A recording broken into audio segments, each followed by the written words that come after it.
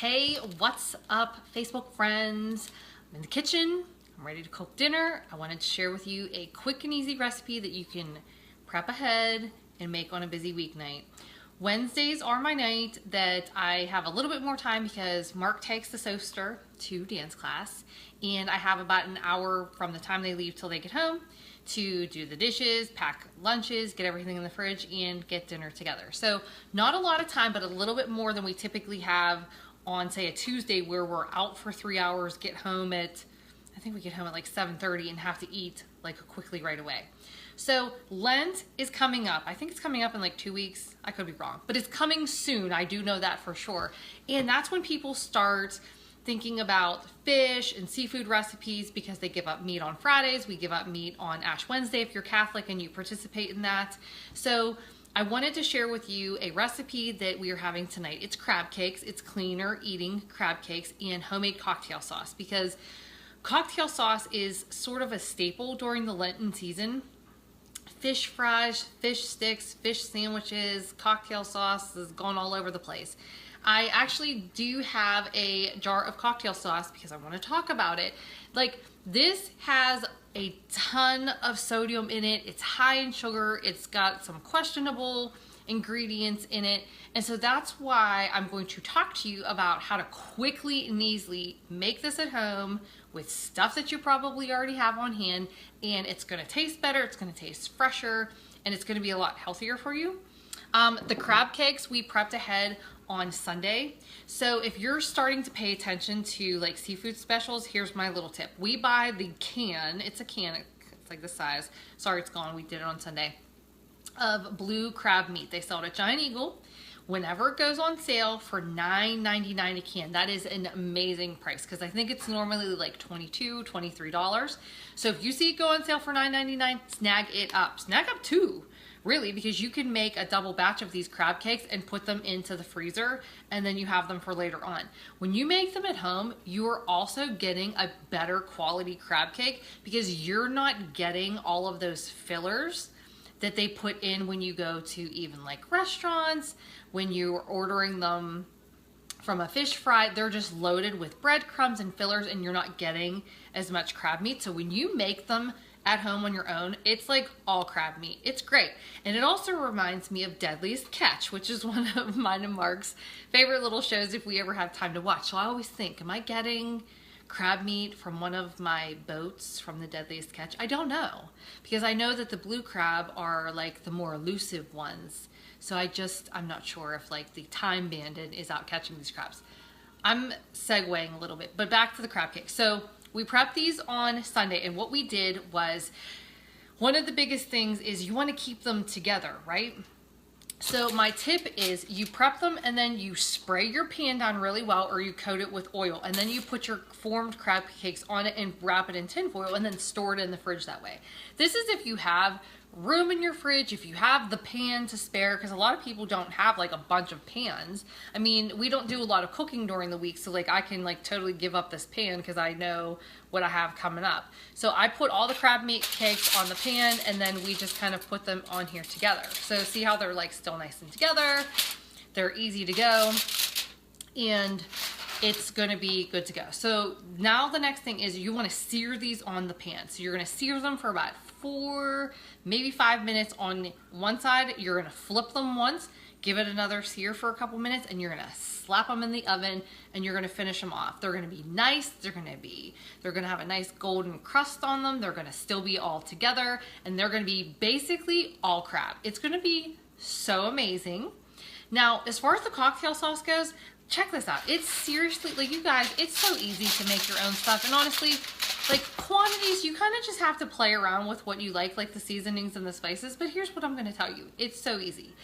You're going to want ketchup, Heinz. If you're in Pittsburgh, for the love of God, is there any other brand? No, Heinz.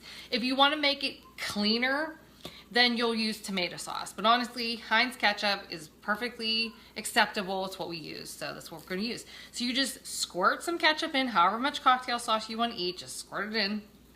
You're gonna do fresh lemon juice. I did half of a lemon, So I just squeezed it in here. That's half of a lemon. You can use 2 tablespoons. You can use whatever you want. But half a lemon typically is about 2 tablespoons. You're gonna do a little bit of salt and pepper, just a little bit. You don't want to do overpower. Try to avoid a ton of sodium. You're gonna do horseradish, so maybe like a tablespoon of horseradish. I don't like horseradish. I don't even like cocktail sauce. This is for my loving husband who does enjoy cocktail sauce. So horseradish, chili powder, and a pinch of cayenne. Who doesn't have these ingredients already at their house? So if you have these ingredients and you got hankering for cocktail sauce, here you go, people. Just kind of play around with the quantities. Obviously the base is going to be your ketchup. That's going to be the ingredient you use the most. Salt and pepper very sparingly. Chili powder just a touch. Cayenne literally a pinch, unless you really like it to have an extra kick, then give it an extra pinch. Horseradish, you know, like start out with a teaspoon, add more. Better to go a little bit at a time than overdo it. So, and then lemon juice, and that's it. That's gonna be so fresh. It's gonna taste really good in your crab cake. It's gonna taste great for your fish fry fish. I'll start pulling together some recipes for you guys for fish. If you have any suggestions, if you wanna raise your hand and say, Michelle, do you have a recipe for this? Hey Holly, yes, crab cakes, so good. I'm talking about making crab cakes tonight. So if you're getting ready for the Lenten season, this is the recipe for you. I can give it to you if you want it. But we're having crab cakes tonight because crab meat went on sale for $9.99 a can. That's when I pay attention to the circulars and snag it up. Mark was the chef preparer of the crab cakes, and we just keep them on the pan. So these were Sunday, it's Wednesday, I'm gonna fire them up. They're gonna go great in the oven. The oven is preheated to 400, so that's what we're gonna finish them at. And we are having a side of Brussels sprouts. So I think I got these from Aldi, probably Aldi. I feel like I got these from Aldi. If you see these, they're probably from Aldi.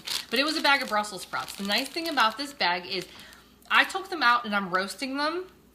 Just 2 teaspoons of extra virgin olive oil, little bit of sea salt. I used a little bit of this onion powder from Tastefully Simple that I've been wanting to use, and I cut up a green apple. The green apple, like that tartness, it's gonna taste so amazing with Brussels sprouts, which are basically just little cabbages, and the salt and the pepper. They're gonna be so good. It's gonna go great with these crab cakes, and it's a really nice, easy vegetable. If you don't want to go through all of that, I don't want to call it hassle, but if you don't want to prepare them that way and you want to save yourself more time, this is a microwavable bag and you can steam them. And then all you have to do to finish them is you can do a little bit of olive oil and some sea salt and they will still taste amazing. Or you can do coconut oil and sea salt, which will taste also amazing, but give it a little bit of a different flavor. That's how we typically like our vegetables, and it always turns out great. So that's it, people. Like, this is it. I told you I have the same routine when I get home. I come home, I do all the dishes, you know, get Mark and Sophie out the door, get my lunch packed together, make sure Mark's lunch is in the fridge, Sophie needs the lunch for tomorrow. Like, I'm just grabbing things that we already prepped and putting them in lunch bags. And that's kind of how that goes down. And then I have a couple minutes to make dinner, and now I'll probably go pet a dog or 2. Because as soon as I sit down on the couch, they will both come to me, and that's the way that I like it. So I'm gonna go do a little dog petting right now, as I have like 5 minutes before I have to get back in here and just fire these crab cakes into the oven. I hope that helps. I hope everyone tries this out, whether it's in Lent or not in Lent.